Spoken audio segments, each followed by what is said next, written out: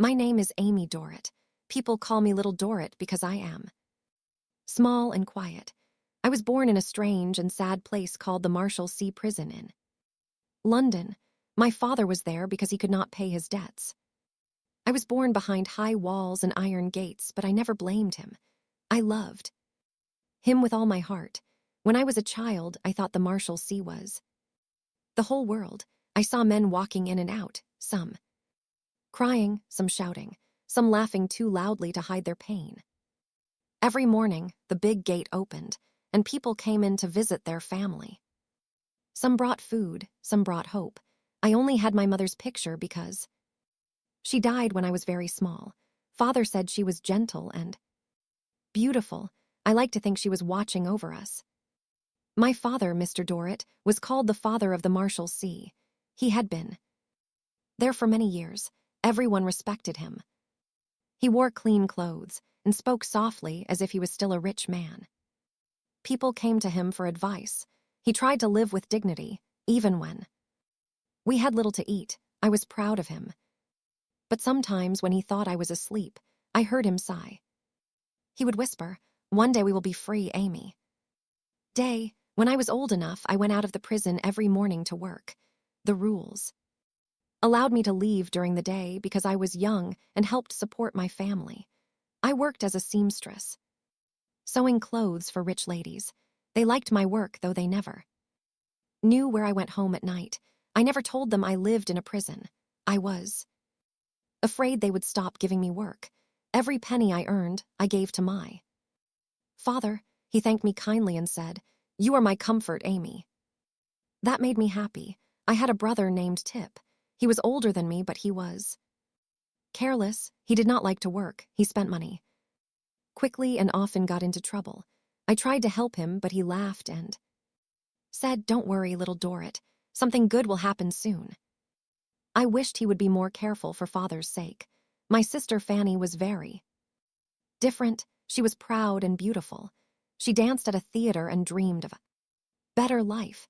Sometimes she came to visit us dressed in fine clothes with perfume in her hair. She said she did not like people to know we came from the Marshalsea.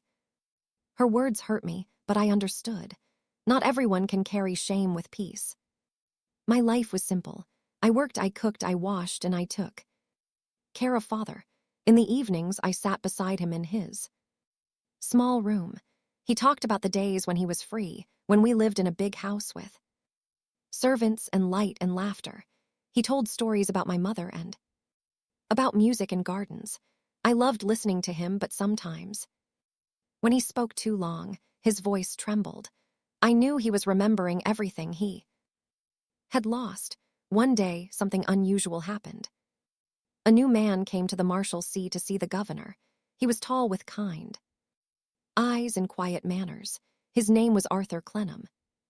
He had just returned to England after many years abroad. I noticed that he looked sad, as if life had not been kind to him. After his meeting, he walked through the prison yard and saw me helping my father. He stopped for a moment and asked, "Do you live here?" I said softly, "Yes, sir. My name is Amy Dorrit." He looked surprised. "So young," he said. "You live here with your father?" I nodded. "Yes, sir. My father has been here for many years." Something in his face changed. It was not pity, but deep feeling. He said, "You take good care of him." "I can see that." I smiled a little and said, "I do my best." After that day, Mr. Clenham visited often. He spoke kindly to my father and asked many questions about his case. He wanted to know why my father had been in prison for so long. He said he would try to help. My father liked him and said, "He is a gentleman, Amy, a true one." I did not know why Mr. Clenham was so interested in us, but I soon learned that he had his own sadness. His mother, Mrs. Clenham, was a cold and strict woman. She lived in a dark house and believed in punishment more than love. Mr. Clenham did not agree with her, but he respected her. He once told me quietly, "My mother keeps secrets." I wished to know the truth about my family. I listened, not understanding everything, but I saw how heavy his heart was. Weeks passed and my life went on the same. Every morning I went out to work. Every evening I returned to the Marshalsea. Some days were cold and hungry, but I never lost hope. I often looked at the sky from the small prison yard and whispered, there must be kindness somewhere. Then one day, a letter came for me. It was from a woman named Mrs. Clennam. She wanted to see me. I was frightened, but I went. Her house was dark and silent. She sat in a big chair, her face pale and hard. She looked at me sharply and said, "You are Amy Dorrit." I said, "Yes, ma'am." She asked me strange questions about my father, about my birth, and about a gold watch my father once owned. I did not understand why. Her voice was cold, but her eyes were full of something I could not name. Fear, maybe. Or guilt. I left her house feeling confused. When I told Arthur about it, he looked thoughtful. "I think there is a secret here," he said. "Something about your family and mine." I did not ask more. I did not want to hope for things that might never be true. Life in the Marshalsea continued. Some people came, some went, some died there. But Father still believed that fortune would change. One day, he said, our luck will return. We will be free again. I smiled and said, "Yes, Father." But deep in my heart, I did not think it would ever happen. Still, I worked hard and I prayed quietly every night. I asked God to keep Father well, to give Tip some wisdom, and to keep Fanny safe in her proud world. I also thought about Mr. Clennam. He often visited and brought small gifts. For Father, fruit, books, warm clothes. He always spoke to me gently. I was shy, but I liked his company. He never looked down on us. He treated us like real people, not prisoners. Sometimes when I walked home in the foggy London evening, I thought about his words, his eyes, his kindness. I did not understand it fully then, but something warm began to grow inside me. Something like trust and maybe something more, but change was coming, though I did not know it yet. A man named Mr. Myrtle was becoming famous in London. People said he could make anyone rich. Many believed in him, even people from the prison. Father talked about him too. He said, "Perhaps Mr. Myrtle could help us one day." I did not know why, but his words made me uneasy. I had seen too much hope turn to sorrow. And one winter night, as the bells of St. George's Church rang in the cold air, I felt something shift, like the beginning of a story I could not yet see. Before I continue rest of the story, please like, subscribe, share, and tell me where you are listening from. Your support means a lot to me. Now, let's continue. After that winter night, life in the Marshalsea seemed the same on the surface, but something inside me began to change. I felt the air grow heavy with secrets. My father spoke often of freedom, as if he believed it was already close. He began to act proud again, like a man waiting for his lost honor to return. I wanted to believe him, but deep inside, I was afraid that his dreams would break again. Arthur Clennam continued to visit. Every time he came, he brought light into the gray walls of the prison. He spoke kindly to Father and treated him with respect which few people ever did. I always sat quietly and listened. I liked his calm voice. It gave me peace. He often asked me about my childhood, about my mother, and about Father's debts. I told him what little I knew. He looked serious, almost guilty, as if my words touched something in his heart. One afternoon, as I was leaving the prison to go to my sewing work, Arthur met me outside. He said softly, "Miss Dorrit, may I walk with you for a while?" I agreed. We walked through the narrow London streets, past the noise of carriages and market cries. The air smelled of coal and rain. Arthur said, "I have spoken again with my mother. There is something she hides. Something about your father, and a debt that may not be his alone." I stopped walking and looked at him. "What do you mean?" I asked quietly.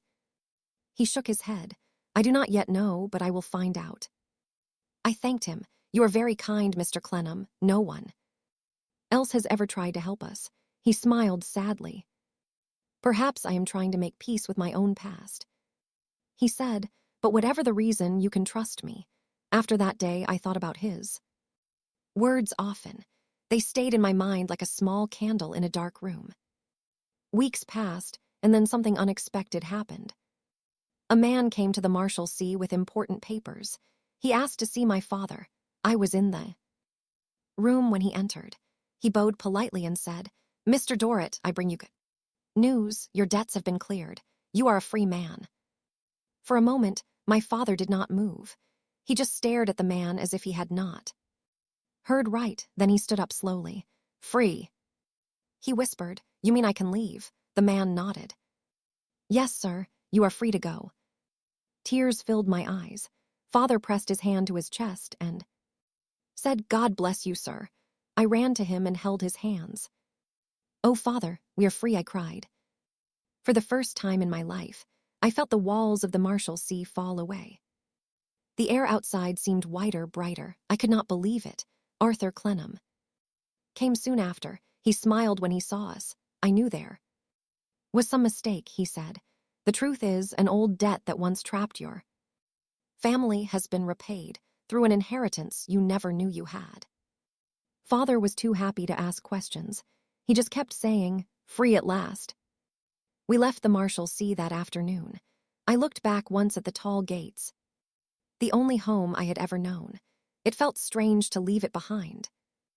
I felt joy but also fear. What would life be like outside? The world seemed too big for someone who had only known walls. Father decided that we must live as gentle people again. He said we must forget the past. No one must know we were ever in prison. He told me. He wore fine clothes and spoke like a rich man again. He began to dream of grand houses and important friends.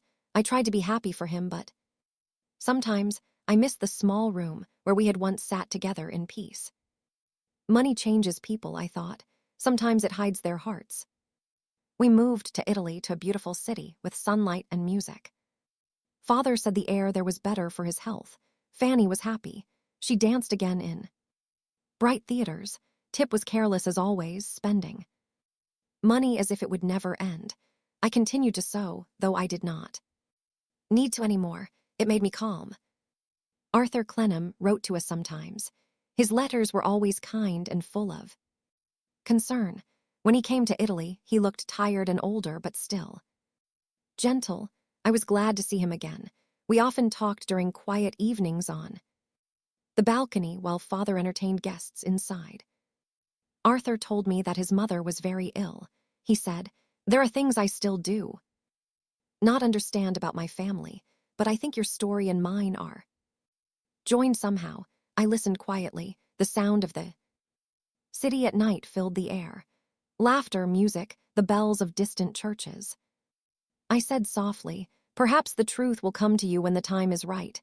He looked at me with kind eyes and said, "You always give hope, Miss Dorrit, even when life gives none." My heart felt warm, but I looked away. I was too shy to speak. Months passed, and our new life grew heavier, not lighter. Father became proud and nervous. He wanted everyone to see him as a rich gentleman. He told people about his new fortune. But he never spoke of his years in the prison. Sometimes I saw him alone, looking at old papers, his hands shaking. I worried for him. Money had not made him free inside. It only built a different kind of wall around him. Then came bad news. Mr. Myrtle, the famous man everyone trusted, the man who made so many rich, was gone. His business had fallen apart. He had lost everything. And with him, many others lost all their money, too. The news spread across Europe like fire. People cried, shouted, and fainted in the streets. Our family's money was also gone. Father could not believe it. He shouted, "It cannot be true. We are respectable people," but it was true. We were poor again. I tried to comfort him, but he would not listen. His pride broke him. His health became worse. I cared for him day and night just as I had done in the Marshalsea. I was not afraid of poverty, but I was afraid of losing him. Arthur came to help, but soon after he too lost everything. He had trusted Mr. Myrtle as well. He looked tired and ill. "I have no right "To see you now, Miss Dorrit," he said softly. "I am ruined." I shook my head and said, "You are still the same kind man. That is what matters." He smiled faintly. "You are the only person who would say that." Time passed slowly. My father grew weaker. One night he called me to his side. "Amy," he whispered. "Forgive me. I was proud and blind. I forgot what really matters." I took his hand and said, "You do not need to ask. I have always loved you."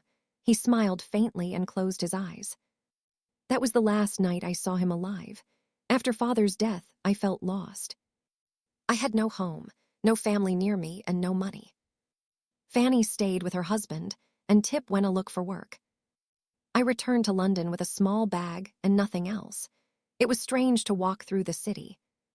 Again, where I had once worked as a poor seamstress, but this time I was not afraid. I had known worse. One evening I walked past the Marshal. See, the gates were still there, quiet in the evening light.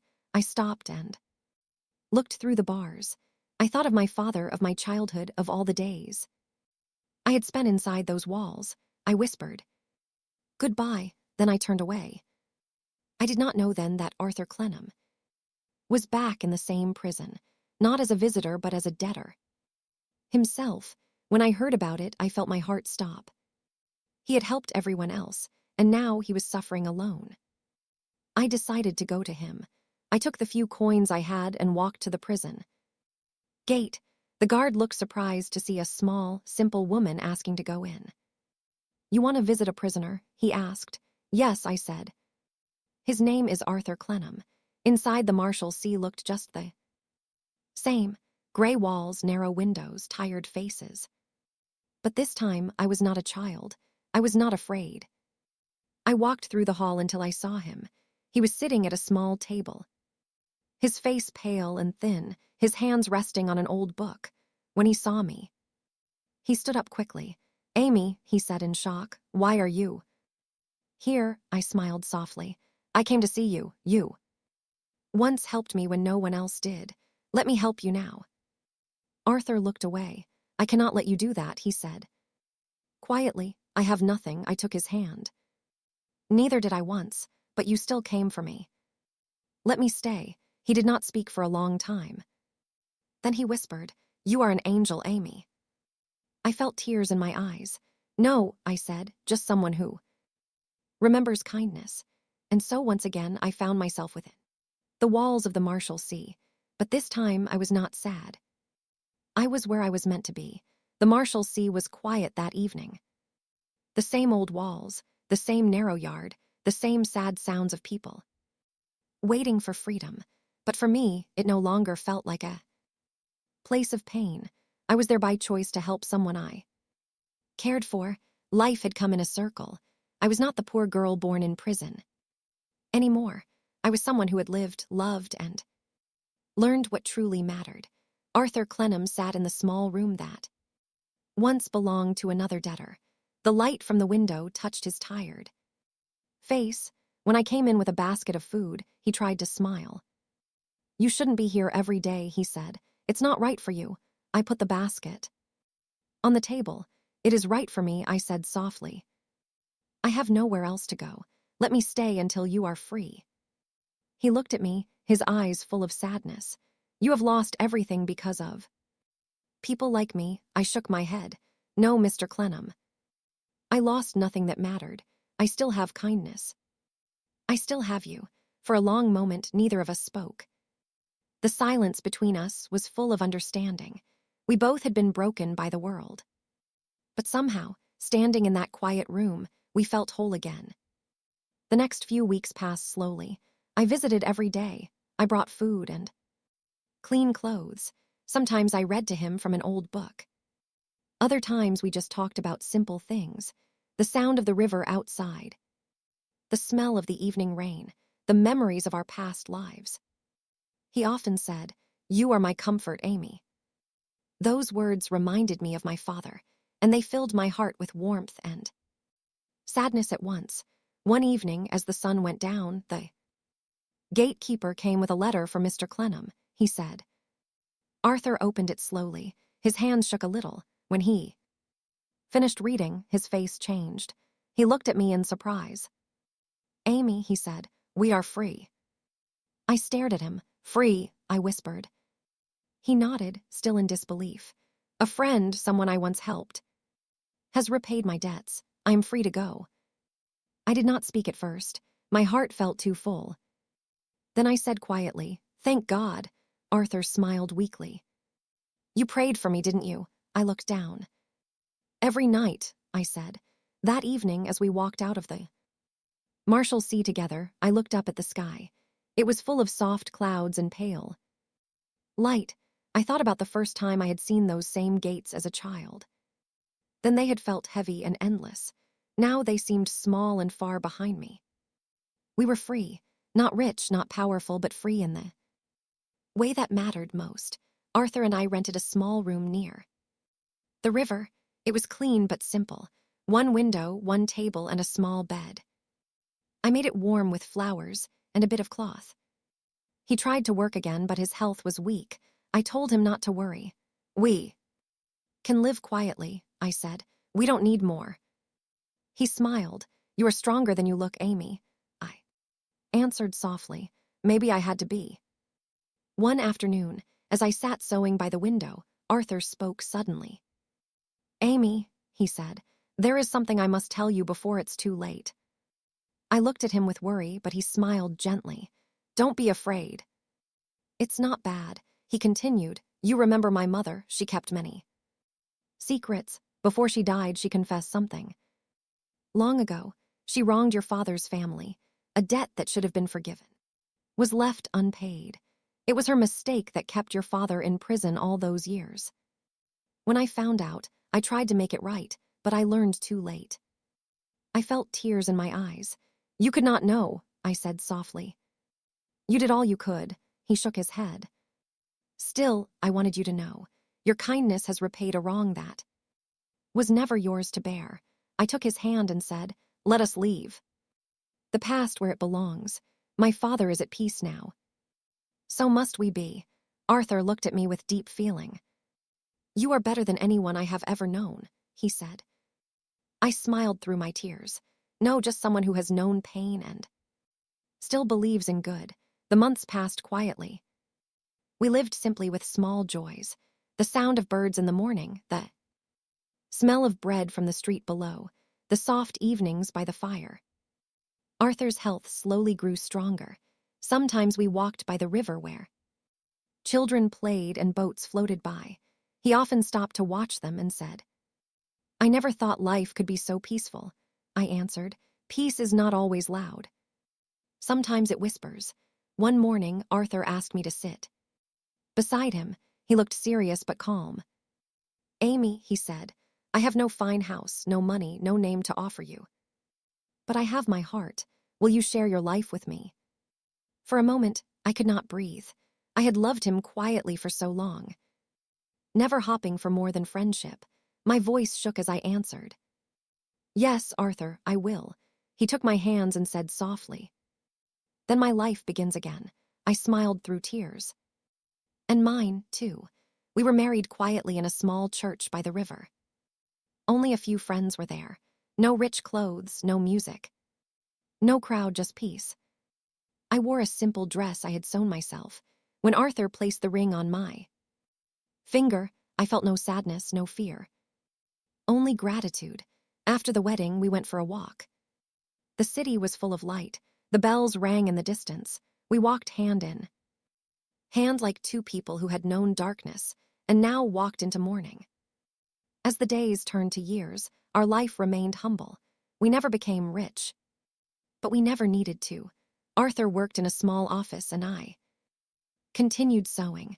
Sometimes we helped others who were poor or in debt, remembering what it felt like to be forgotten. People said we were too quiet, but I think peace has its own voice, a gentle one. Sometimes, when the evening sun touched the water, I thought about my father, about the prison, about the girl I once was, small, shy, and full of hope. World that often had none. I whispered a small prayer. "Thank you for every sorrow, for it led me here." Arthur would smile and ask, "What are you thinking about, Amy?" And I always said about how strange life is. It can begin in a prison, but end in love. He would take my hand and say softly, "And that is all that matters."